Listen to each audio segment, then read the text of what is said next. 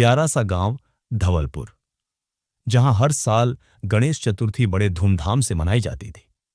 वहीं रहता था विजय, एक गरीब मूर्तिकार। मिट्टी से गणपति बप्पा की मूर्तियां बनाना उसकी साधना थी।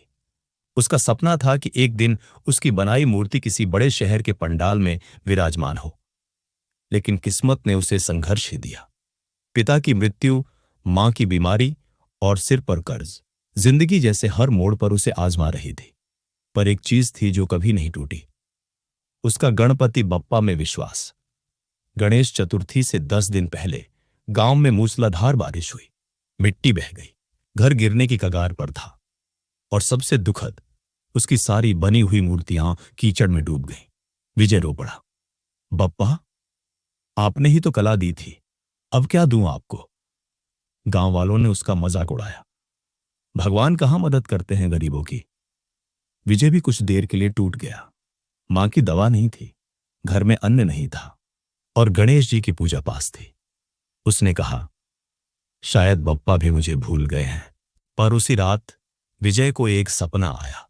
गणपति बप्पा स्वयं प्रकट हुए और बोले, मिट्टी से बना तो तू भी है और मेरी मूर्ति भी, पर शक्ति तेरे विश्वास में है। उठ, फिर से बना, मैं तेरे साथ हूं। अगली सुबह गांव की बूढ़ी शारदा बुआ विजय के घर आई।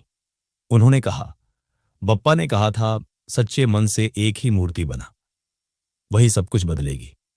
ये ले मेरी बची मिट्टी और घी।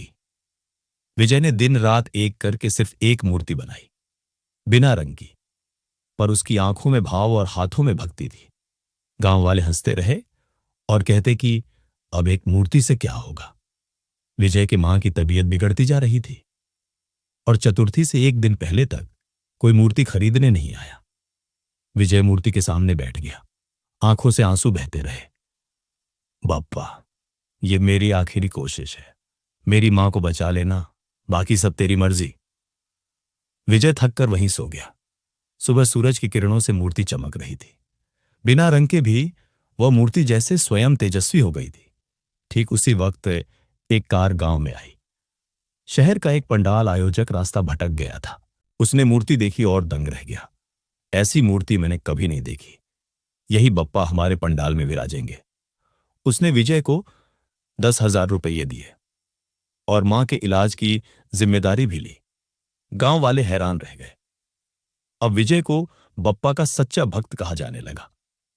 जब मूर्ति शहर के पंडाल में स्थापित हुई, लोगों ने कहा, इस मूर्ति में कला नहीं, भाव बोलते हैं।